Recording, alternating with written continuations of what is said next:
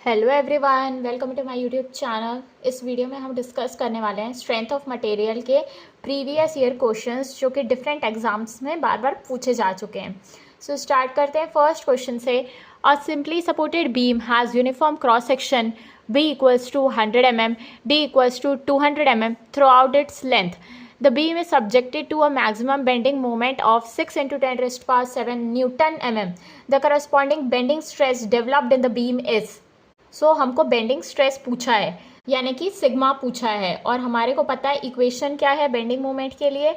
Sigma by y equals to M by I equals to E by R होता है। यहाँ पे हमारे को इससे कोई अभी रिलेशन नहीं है, सिर्फ इसके और इसके बारे में गिवन है। सिग्मा यानी कि बेंडिंग स्ट्रेस क्या हो जाएगा यहाँ से, M by I into Y. Moment यहाँ पे आपका गिवन है, मैक्सिमम बेंडिंग मोमेंट है M by I into Y. Sigma किसके इक्वल है, M by I into Y के। एम जो होता है वो बेंडिंग मोमेंट होता है। यहाँ पे जो बीम है वो सब्जेक्ट है maximum bending moment 6 into 10 raised to power 7। Moment of inertia क्या है, b d cube by 12 rectangular beam के लिए। ये हो जाएगा 100 इंटू 200 क्यूब बाय 12। ये हो गया moment of inertia into y. Y जो होता है वो डिस्टेंस होता है एक्सट्रीम फाइबर से न्यूट्रल एक्सिस का। y जो हो जाएगा वो d बाई 2 हो जाएगा। यहाँ पे d है आपकी डेप्थ 200, y हो जाएगा 200 बाई 2। यहाँ से बेंडिंग स्ट्रेस आ जाएगा 90 newton per mm square. The correct answer is option number C. Next question. A steel plate is bent into a circular arc of radius 10 meter. If the plate section be 120 mm wide and 20 mm thick with E equals to 2 into 10 raised to power 5 Newton per mm square, then the maximum bending stress induced is। यहाँ पे भी हमको bending stress पूछा है जब हम एक steel plate को बेंड करेंगे सर्कुलर आर्क में। ये आपकी स्टील प्लेट है, इसको हम बेंड कर रहे हैं सर्कुलर आर्क में। ये प्लेट की लेंथ L है, विड्थ 120 mm है और थिकनेस है 20 mm। नाउ हमको पूछा है मैक्सिमम बेंडिंग स्ट्रेस यानी कि सिग्मा क्या होगा। Using the relation sigma by y equals to M by I equals to E by R होता है। फ्रॉम दिस यहाँ पे हम ये वाले रिलेशन को यूज़ करेंगे, sigma by y equals to E by R का, क्योंकि हमारे पास गिवन है मॉडुलस ऑफ इलास्टिसिटी और radius of curvature circular section का। ये हो जाएगा sigma equals to E by R into y. Values put कर देंगे हम। मॉडुलस ऑफ इलास्टिसिटी गिवन है 2 into 10 raised to power 5। Radius of curvature given है 10 मीटर। मीटर को mm में कन्वर्ट कर देंगे तो ये हो जाएगा 10 रेज़्ड टू पावर 3 mm में। और y जो होता है वो डिस्टेंस होता है न्यूट्रल एक्सिस से टॉप मोस्ट फाइबर का। टोटल डिस्टेंस 20 है। y क्या हो जाएगा 20 बाई 2। ये हो जाएगा 20 by 2। This will come out to be 200 newton per mm square. Maximum bending stress induced जो होगा बीम में वो हो जाएगा option number C 200 newton per mm square. Next question. Two beams carrying identical loads simply supported are having same depth but beam A has double the width as compare to that of beam B. The ratio of strength of beam A to that of beam B is A 1/2, B 1/4, C 2, D 4। हमको ratio पूछा है strength का, beam ए का beam B से कितना है। Strength जब भी हमको फाइंड करना है, मतलब क्या हुआ, सेक्शन मॉडुलस पूछा है। Section modulus A by B का क्या होगा, मीन्स ZA बाय ZB क्या होगा। सेक्शन मॉडुलस किसके इक्वल होता है, I बाय वाई के। हमारे पास बीम क्या है, दोनों रेक्टेंगुलर ही है। रेक्टेंगुलर का सेक्शन मॉडुलस क्या होता है, BD स्क्वायर बाय 6 होता है I बाय वाई। Z होता है I बाय वाई, I होता है BD क्यूब बाय 12 और Y होता है D बाय 2। यहाँ Z आता है BD square by 6। Beam A का सेक्शन मॉडुलस हो जाएगा, विड्थ जो बीम A की है वो डबल है। बीम A की विड्थ डबल है, मीन्स कि ये क्या है 2B है A का। 2B into D square by 6 ये हो गया बीम A का। अब ऐसे ही बीम बी का हम करेंगे, विड्थ और डेप्थ इसका सेम है। ये हो जाएगा BD स्क्वायर बाय 6। ये कैंसिल आउट हो जाएगा। यहाँ पे आ जाएगी वैल्यू 2। रेशियो हो जाएगा ZA बाय ZB का option number C 2। So ratio of strength हो जाएगा ए का बी से 2। सो सेक्शन मॉडुलस ए का ज़्यादा है, मीन्स ए बीम की स्ट्रेंथ ज़्यादा है as compare to beam B. Next question, out of two beams of the same material and same cross sectional area, one is of circular cross section and other is of square cross section। एक circular cross section की beam है, एक square cross section की beam है। If each of this is subjected to bending moment of same magnitude, इनमें bending moment apply किया गया है जिसका मैग्नीट्यूड सेम है। सो पूछा है both sections will be equally strong, या B option both section would be equally economical, C square section would be more economical than circular section. कौन सा सेक्शन स्ट्रॉन्ग होगा या कौन सा सेक्शन इकोनॉमिकल होगा?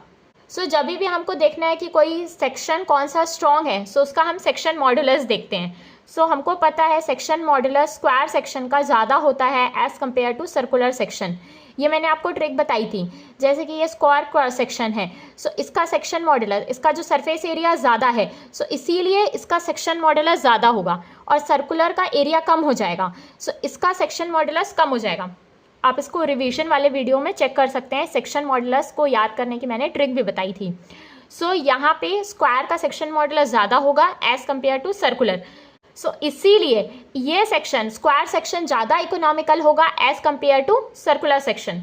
सो square section is more stronger than circular section, और economical भी कौन सा होगा? स्क्वायर सेक्शन, क्योंकि इसका जो सेक्शन मॉडुलस है वो ज़्यादा है। सो सेक्शन मॉडुलस ज़्यादा है, स्ट्रेंथ ज़्यादा है उसी सेम एरिया के लिए, सो ये हमको इकोनॉमिकल पड़ेगा। So option C is the correct answer. Square section would be more economical than circular section. Next question. A simply supported beam of span L and flexure rigidity EI carries a unit load at its mid-span. The strain energy at this condition in beam due to bending is. So हमको strain energy पूछा है, given है हमारे पास simply supported beam, ठीक है, इसकी length L है, फ्लक्चरल rigidity EI है, ये लोड अप्लाई हो रहा है यूनिट लोड का, मीन्स 1 न्यूटन या 1 किलो न्यूटन का सेंटर में, मतलब मिड स्पैन में। सो हमको स्ट्रेन एनर्जी पूछा है बेंडिंग की वजह से क्या होगी, ये सिंपली सपोर्टेड बीम में। सो स्ट्रेन एनर्जी का फॉर्मूला क्या होता है? अगर हम जब principle of conservation of energy apply करेंगे, सो स्ट्रेन एनर्जी किसके इक्वल होता है? Work done due to external load. So external load किसके इक्वल हो जाएगा? हाफ इंटू लोड जो पी एक्ट कर रहा है, यानी कि 1 किलो न्यूटन का, इंटू डेल्टा, डेल्टा यानी कि इसके वजह से जो डिफ्लेक्शन होगा। जो डिफ्लेक्शन का फॉर्मूला क्या होता है सिंपली सपोर्टेड बीम के लिए? WL3/48 EI। यहाँ पे जो लोड है वो 1 यूनिट का है, सो ये हो जाएगा 1 into L3/48 EI। So this will come out to be L3/96 EI. So the correct answer will be option number B. Next question. A thin steel ruler having its cross section of 0.0625 cm into 2.5 cm is bent by couples applied at its ends so that its length L equals to 25 cm. When bent as a circular arc, subtends a central angle theta equals to 60 degree. Take E equals to 2 into 10⁻⁶ kg per centimeter square. The maximum stress induced in ruler and the magnitude is. So हमको maximum stress पूछा है ruler में कितना आएगा और उसकी magnitude क्या होगी। सो यहाँ पे हमारे पास थिन रूलर है, इसको हमने बेंड किया है किस शेप में? सर्कुलर आर्क में इसको हमने सबटेंड किया है, जिसका सेंट्रल एंगल है 60 डिग्री। सो ये हो गया सेंट्रल एंगल 60 डिग्री, ये आपका लेंथ है, और आर जो है वो रेडियस ऑफ कर्वेचर है इस सर्कुलर सेक्शन का। सो यहाँ पे देखिए, जब हम इस स्टील रूलर को हम बेंड करेंगे सर्कुलर सेक्शन में, एल किसके इक्वल है? 25 सेंटीमीटर के, ठीक है। सो हमको पता है मैथ्स में कि ये जो आर्क का लेंथ होता है इसका फॉर्मूला क्या होता है?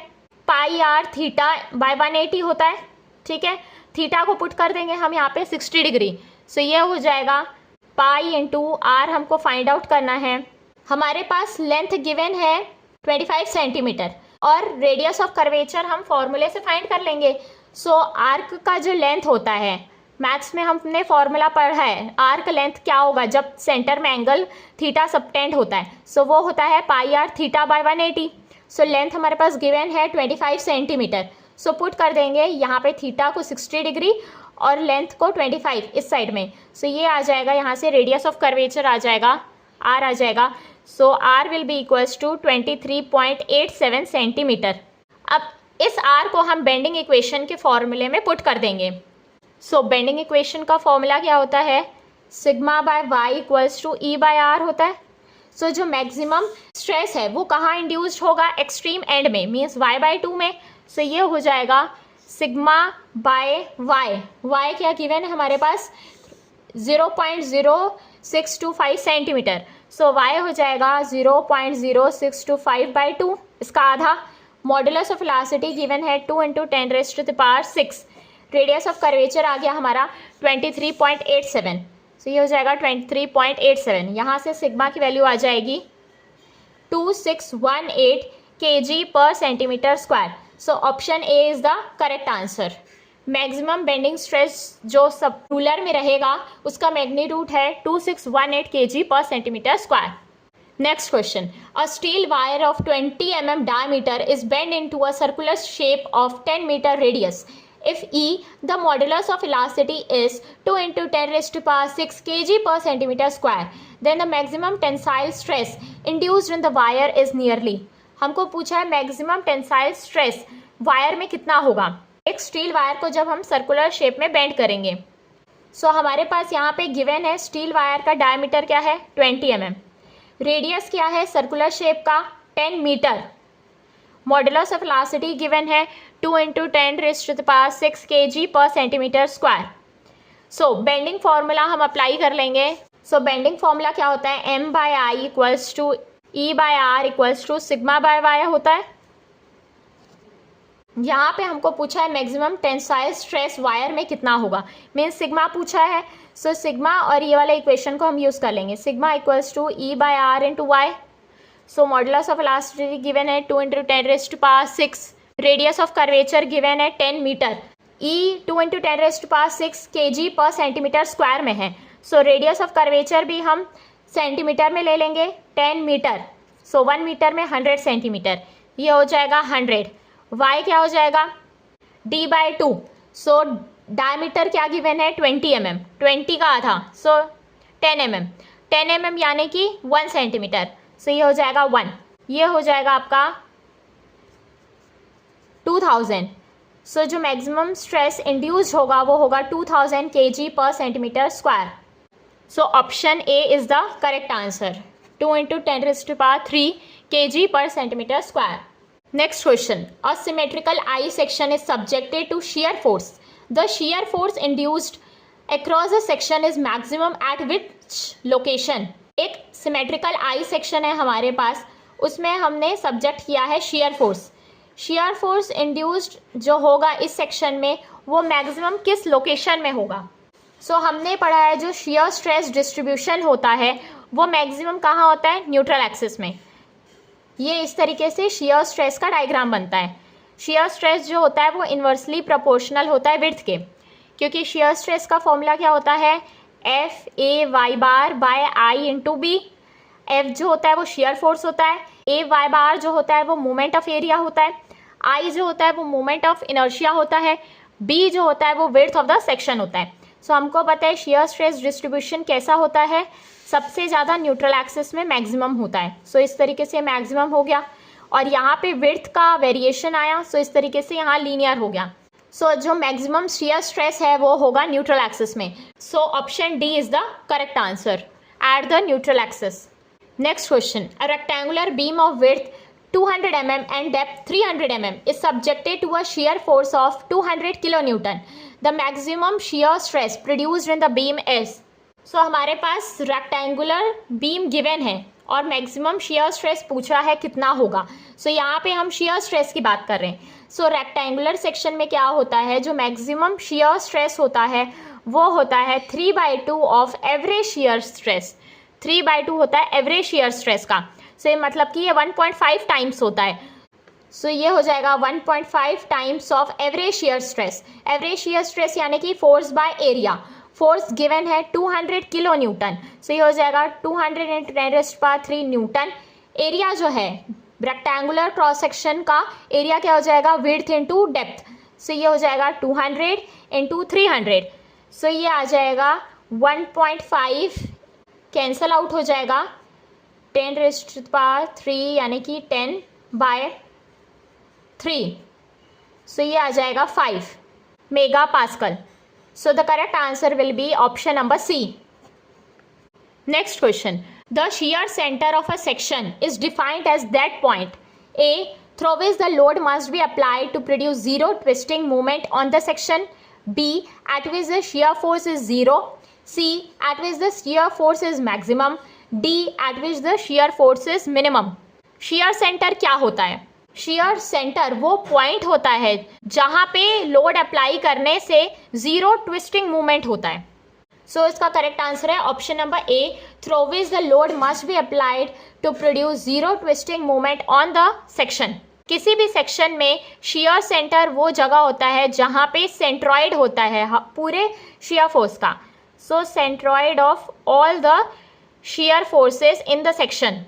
सो जब भी इस पॉइंट पे लोड अप्लाई करेंगे, that's why if load is applied at shear center में जब लोड अप्लाई करते हैं सो यहाँ पे ट्विस्टिंग मूवमेंट जो डेवलप होता है वो नहीं होता है, means zero twisting movement develop होता है. अगर आपको मेरा वीडियो पसंद आया सो प्लीज़ वीडियो को लाइक करें एंड मेरे चैनल को सब्सक्राइब करें. Thank you.